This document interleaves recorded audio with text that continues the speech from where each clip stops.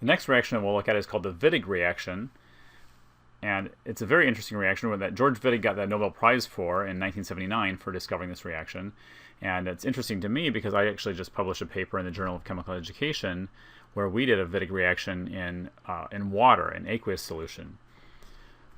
So in this case, we have an aldehyde or ketone again, and we're reacting with this strange triphenylphosphine compound, which is called an ylide, where there's a positive and a negative charge on adjacent atoms. So there's a positive charge on the phosphorus and a negative charge on the carbon.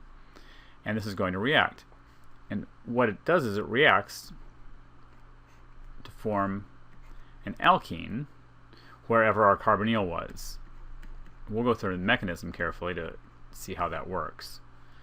But it's a great way to form an alkene, and a very specific alkene, because wherever your carbonyl is, that's where the new alkene will form. So let's think about the mechanism and what's going to happen in this reaction. First of all, we need to think about what this reagent actually looks like. So I've got a phosphorus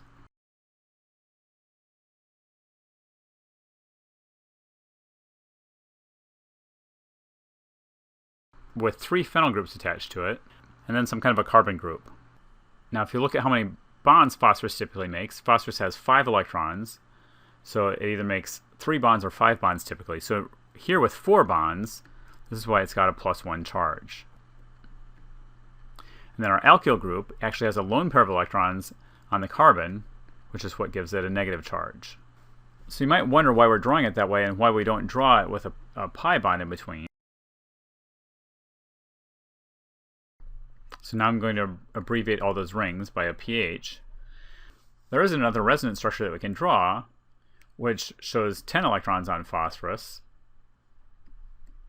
which is all right since it's in the 3rd row and it has low-lying d orbitals. Of course, the hybrid is somewhere between the two, and the way that it reacts is like the ylide type.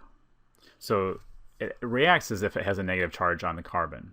So if we come back up here to this original reaction where I've got 2-butanone reacting with my methyl triphenylphosphine ylide, I have to ask the same questions I always ask in organic chemistry, which is who has electrons and who wants them. So the who has electrons is here. That's the negative charge on the alkyl group. So now we have to look at our carbonyl and see who wants electrons. And of course, a carbonyl is always polarized with a delta plus on carbon, delta minus on oxygen. So who has electrons is the alkyl group in our Wittig. Who wants electrons is the carbonyl carbon. So this electron pair from the Wittig reagent comes in and adds from the ylide to the carbonyl. And this electron pair goes out. But now, instead of just going out on the oxygen, there's a positive charge over here on this phosphorus. So this electron pair, instead of going just to the oxygen, goes over here to the phosphorus. And we get an oxyphosphate intermediate.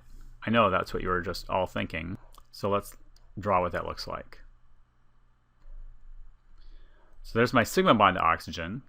Now I've got a new bond to the CH2, which is still bonded to phosphorus. And now I have a new bond between the oxygen and phosphorus. And then 3 phenyl groups. So that's the oxyphosphate intermediate. Now from there, it falls apart. And part of why it falls apart is that one of the things that you'll learn about phosphorus is phosphorus loves to be oxidized. In fact, I worked with some phosphorus compounds before, and anytime that phosphorus only has 3 bonds, you have to be really careful when you work with the compounds because they will oxidize very readily in air, up to a phosphine oxide. So what happens is, this breaks apart.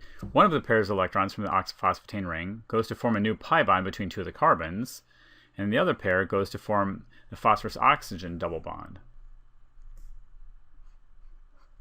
So what you get is you get your new alkene,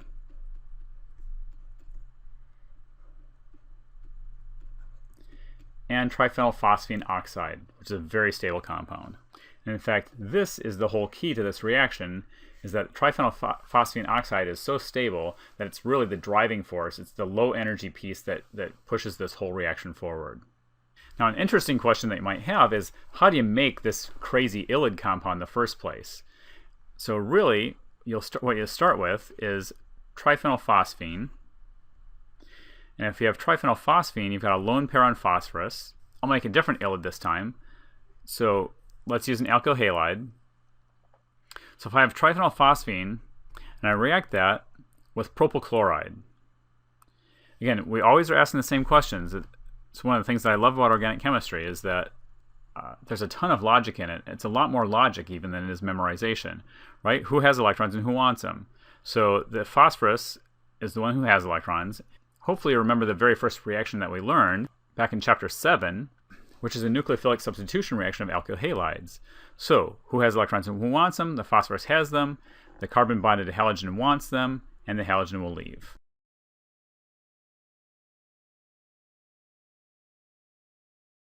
And what this makes is called a phosphonium salt.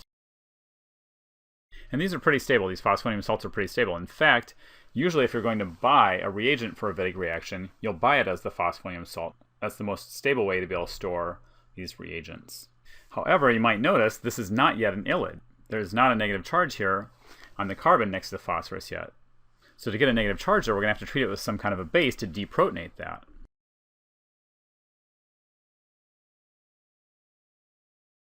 And in the book, they talk about using something like butyllithium, which is an extremely strong base, which will certainly be a strong enough base to do this. One of the things that was exciting to me is that in my research, I was able to do this with just hydroxide, but it's a very specific type of molecule that works on. So we can use a strong base, deprotonate here, and the electron pair from the proton that we take off comes down onto carbon to form the ylide. And now that we have the ylide, that's ready to react in a new Wittig reaction. So what makes this so useful? There are other ways of making an alkene from a carbonyl. We could do a reaction where we add an organometallic, something like methyl lithium or methyl magnesium bromide first, followed by water, to add the additional carbon, because we need one more carbon. And then we could do an elimination reaction with sulfuric acid that can give that product. However, if I'm eliminating this alcohol, I have to eliminate an alpha proton. So I could also eliminate one off the ring. So if we try to look at these to figure out which one is more stable, this is a di-substituted product. And this one is a tri-substituted product. So this is the Zaitsev product, or the more substituted elimination product, and this would be the main product. You would get some of the less substituted alkene, but not very much. Now, if you did the same thing with a Wittig reaction, we would do one reaction where we get the less substituted product only, with none of the more substituted product.